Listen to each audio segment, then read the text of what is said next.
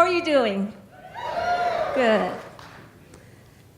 At some points in our lives, all of us have to face a challenging situation called the job interview.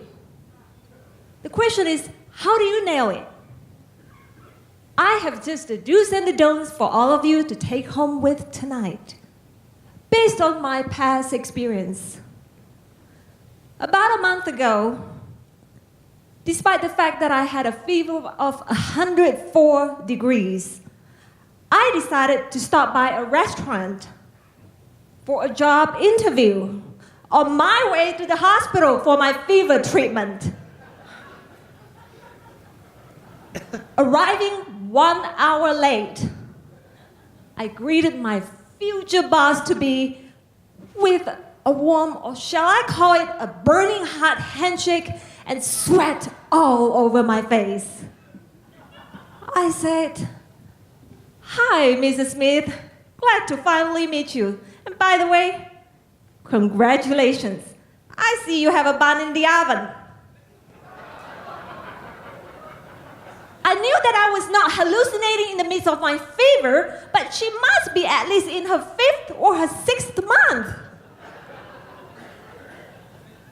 When she told me that was the way I looked, I was so embarrassed. Have you had that happen to you? Yeah? Nothing could be more humiliating than this. I apologized to her and said, "I am so sorry. You surely look great, round and healthy." And quickly excused myself to the restroom. There in the restroom, I sat for a while, half thinking of the near disaster and half taking care of business. After I was done, I feel more confident than ever before. I even walked a long way around the restaurant before going back to my seat, feeling more poised. I could nail it. Yes. Every single eye in the restaurant was looking at me in such a way that I think they are jealous. Yeah.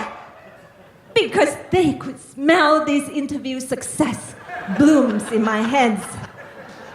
How they wish they were like me at the time. Do you think that I got the job? Unfortunately not. However, here are the do's and the don'ts for you. Arrive on time, don't be late, don't have a fever, and don't make a fool out of yourself. Let's move on to something more fun, such as dating. It could be fun, although sometimes tricky. This past Saturday, I went out on a blind date set up by my friends. When I first saw this extremely tall muscle man, I was a bit shocked. Being a former bodybuilder, he had such huge muscles on his shoulders. The only depressing part is that not only was his muscle big, but his belly was the same way. That's okay, I thought. I'm moving towards that direction anyway because I love chocolate cakes. Sounds familiar? We went out to a restaurant. When the food arrived, within seconds, he was halfway through his plate. While devouring his food lavishly with both hands, he started to brag about his successful life and career. Then after dinner, he started to feel more relaxed, that he laughed long and hard, just like a braying donkey. Hee-haw, hee-haw. To even make himself more comfortable, he started to pick his nose with his forefinger. He must have gone at least one knuckle deep. So much for that muscle man dating experience. Professional speakers surely earn a lot of money nowadays. Have you ever been to a speaking event before? Yeah? I have, many times. As a matter of fact, I was at a speaking event last weekend at a seminar. This female professional speaker must have thought that she was Lady Gaga, wearing at least 6-inch high heels on her, and speaking just like this.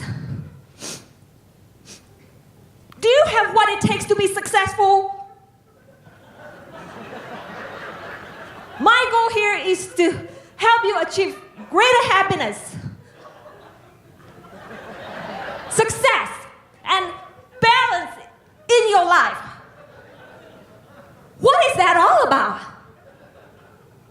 If you want to be a professional speaker, lose your high heels to appeal. Honesty is the best policy. How true is this saying? Last Thanksgiving, I was at my in-laws for Thanksgiving dinner. My sister-in-law was wearing such a weird outfit with a wig on her. She asked everyone's opinion as to how she looked that night. I thought I would stick to this old life principle, honesty the best policy, and told her how I felt about her, honestly and innocently. I told her that she looked just like that woman I saw on TV who acted as a prostitute, waiting by the side of the streets for her clients. The entire dinner was ruined because everyone was resentful towards me, especially her. If only I had stretched the truth and told her that she looked just like Julia Roberts in the movie Pretty Woman. Things might have been different for me now.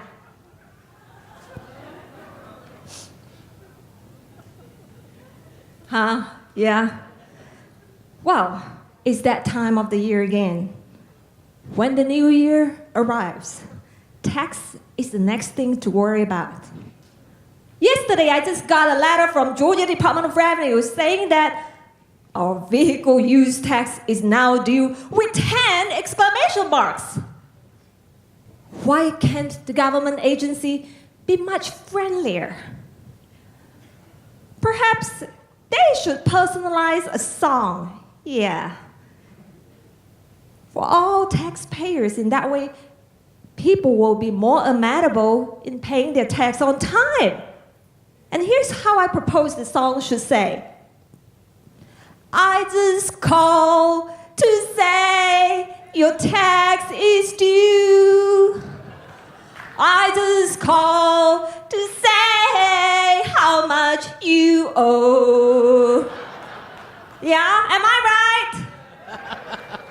Thank you, ladies and gentlemen. Remember, me love you, long time. Have a great night.